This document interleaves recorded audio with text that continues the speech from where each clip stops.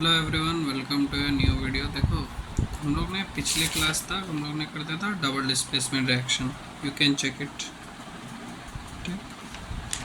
आज हम लोग करेंगे एंडोथर्मिक रिएक्शन। एंडोथर्मिक रिएक्शन और एक्सोथर्मिक रिएक्शन। एंडो मतलब अंदर, नाम से पता चल रहा है अंदर की तरह सेंस कर रहा है। ठीक है, एंडोथर्मिक रिएक्शन में क्या होता है, जो एनर्जी है, थर्मिक मतलब तो पता है तुमको, एनर्जी। ठीक है, जो भी रिएक्शन होगा उसमें एनर्जी एब्सॉर्ब हो जाएगा, मतलब उसमें एनर्जी हमको देना पड़ेगा। छोटे छोटे तरीके में बोलूँ तो हमको एनर्जी देना पड़ेगा, तो हम उसको क्या बोलते हैं, एंडोथर्मिक रिएक्शन।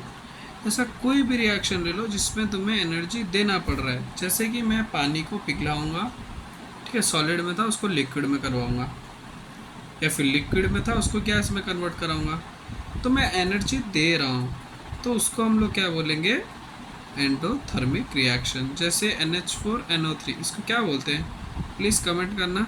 ठीक है, इस कंपाउंड का नेम क्या है, प्लीज़ कमेंट डाउन। उसको मैं वाटर के साथ रिएक्ट करूँगा तो ये क्या बनेगा, NH4OH, एक्वस। देखो, जब सॉलिड में था इसको मैं एक्वस में कन्वर्ट करा दिया एनर्जी देने से ही।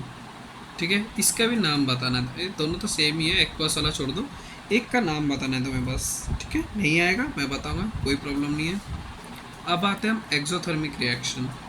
एक्सोथर्मिक रिएक्शन, एक्सो मीन्स एग्जिट,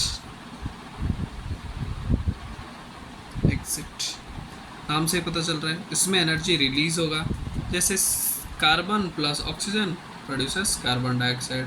मीथेन मतलब जिसको मार्शल गैस बोलते हैं, बार बार बोल रहा हूँ, मार्शल गैस भी याद रखना है, मार्शल गैस बोलते हैं। और उसको कंबर्शन करवाए, ये कंबर्शन रिएक्शन है, कार्बन एंड कंपाउंड में पढ़ोगे।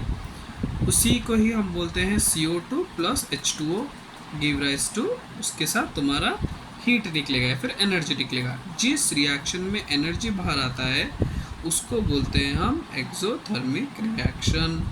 जिसमें हम एनर्जी देते हैं उसको बोलते हैं हम एंडोथर्मिक रिएक्शन। देने वाले को बोला जाता है एंडोथर्मिक, जिसमें एनर्जी दिया जाता है। एक्सो मीन्स एग्जिट, जिसमें एनर्जी बाहर निकलता है। इतना क्लियर। अब आते हैं हम रेडॉक्स रिएक्शन में। रेडॉक्स रिएक्शन एक ऐसा रिएक्शन है जिस पे ऑक्सीडेशन भी होगा, साथ पे रिडक्शन भी होगा। मतलब ऑक्सीडेशन भी हो रहा हो, उसी के साथ रिडक्शन भी हो रहा हो, तो उसको बोलते हैं हम रेडॉक्स रिएक्शन। अभी माइंड में ये आ रहा होगा, ऑक्सीडेशन है क्या। ऑक्सीडेशन से हमको एक चीज़ पता चल रहा है, कुछ ऑक्सीजन जैसा सेंस कर रहा है। ठीक है, ऑक्सीजन जैसा कुछ सेंस कर रहा है, तो जहाँ पे एडिशन ऑफ ऑक्सीजन हो या फिर तो रिमूवल ऑफ हाइड्रोजन हो, मैंने लॉस ऑफ हाइड्रोजन या रिमूवल भी बोल सकते हैं, रिमूवल ऑफ हाइड्रोजन और addition of oxygen is known as oxidation. तो इसका उल्टा क्या होगा, रिडक्शन। रिडक्शन में क्या होता है, ऑक्सीजन लूज कर जाएगा बट हाइड्रोजन गेन करेगा, मतलब हाइड्रोजन आएगा, जाएगा कौन, ऑक्सीजन। किस में, रिडक्शन में। रिडक्शन का बहुत सारे रिडक्शन का एग्जाम्पल्स है, ऑक्सीडेशन का एग्जाम्पल है।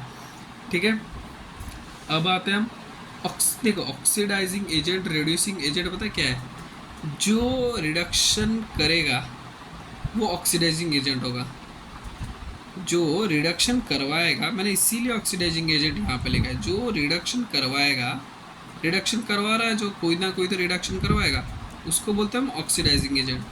जो ऑक्सीडाइजिंग कराएगा, जो ऑक्सीडाइजिंग कराएगा उसको हम लोग बोलते हैं रिड्यूसिंग एजेंट।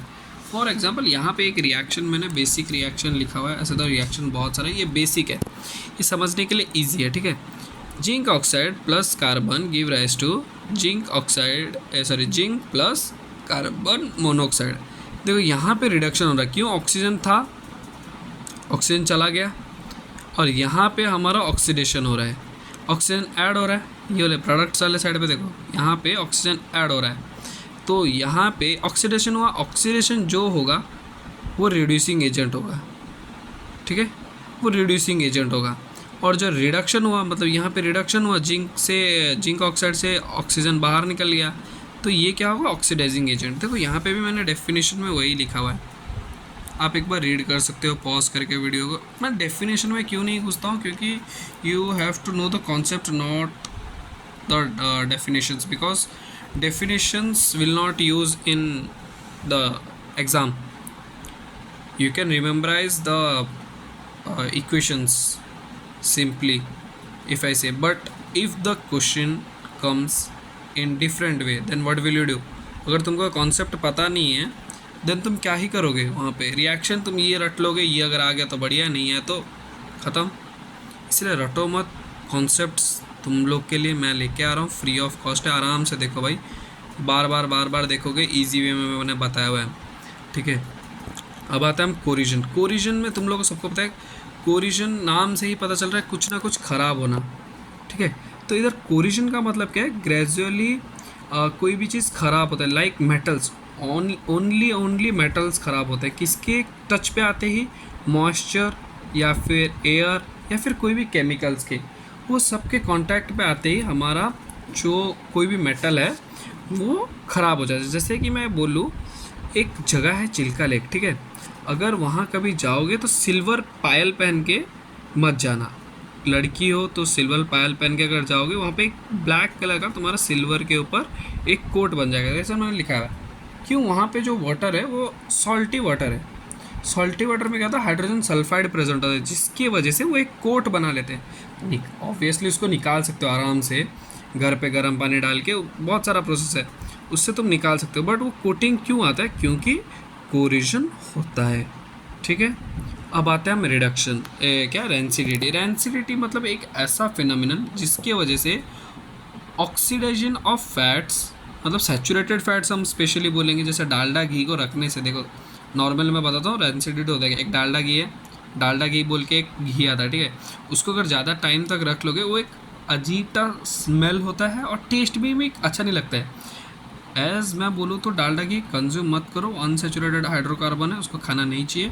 फिर भी अगर उसको ज़्यादा टाइम तक रख लोगे उसका फाउल स्मेल, मतलब गंदा सा स्मेल आएगा और गंदा सा टेस्ट भी आएगा। या फिर हम लोग स्पॉइलिंग जिसको बोलते हैं, स्पॉइलिंग ऑफ फूड। तो स्पॉइलिंग ऑफ फूड होता क्यों है, क्योंकि ऑक्सीडाइजेशन ऑफ फैट्स का कुछ ना कुछ स्ट्रक्चर है जिसकी वजह से ऑक्सीडाइज हो जाता है। अब उसको प्रिवेंट कैसे करोगे, देखो कुछ ना कुछ होता है, देन उसको प्रिवेंशन करने का तरीका है, क्यों, prevention is better than cure, ठीक है।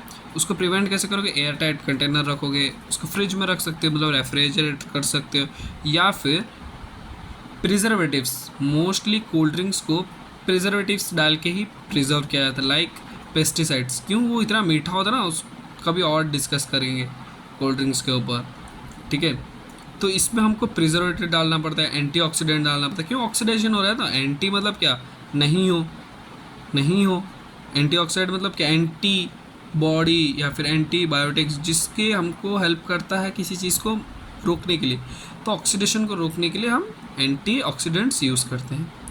That's all. ये चैप्टर पूरा कंप्लीट हो चुका है, एक बार फिर से देख लेना, मैं प्लेलिस्ट बना चुका हूँ, तो ट्राई करो कि इसको देखो। और इसके बाद मैं एक नया चैप्टर स्टार्ट करूँगा, थोड़ा सा कन्फ्यूजिंग है शायद से तुम लोग को लाइट में, क्योंकि मेरे स्टूडेंट्स को भी कन्फ्यूजन है, तो मैं लाइट स्टार्ट करूँगा। तो अगर किसी को कुछ और चैप्टर स्टार्ट करना है, यू मेक कमेंट, मैं लाइट का तो वीडियो शूट करना चालू कर चुका हूँ, बट हम लोग वो चैप्टर भी कंटिन्यू कर सकते हैं, ठीक है। चलो, love you all, take care, bye bye, see you. भाई शेयर कर दो वीडियो को ठीक से, ठीक है, वीडियो को शेयर कर दो, थोड़ा अच्छा लगेगा मुझे भी, ठीक है। चलो बाय, अगर डाउट होगा तो पूछ लेना, बाय बाय।